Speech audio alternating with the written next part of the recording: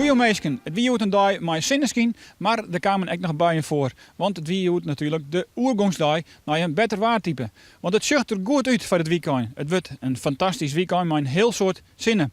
Maar we gaan eerst even naar het waar van joen en vannacht. Ik verwacht joen en vannacht opklarings. En het bloot op de meeste plakken droeg. Maar temperaturen die toch wel aardig weer onderuit zakje kunnen. Als zo'n 2-3 graden in het zuidoosten en oosten van de provincie.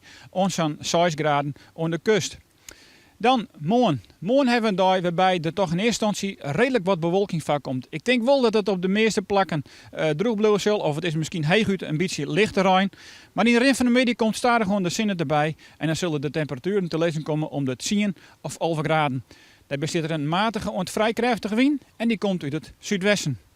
En dan ben we daar aan het vooruitzicht voor de komende dagen. Dan hebben we sneu een maximale dag met volop de zinnen erbij. En dat wordt natuurlijk een dag met een temperatuur die wat hoger komt. Een graad of 12, 13.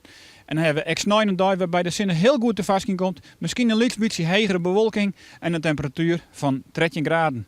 En zet dat nou zit, zorgt dit hege drukgebied, wat dit mooie waar naar je stad brengt, ik vertakken we weken voor een mooi waartype. Want men en tiers bloot het droeg en de zinnen komt ik heel goed te vast in. Maar een temperatuur die nog even wat hoger komt te lezen om de 13 of 14 graden.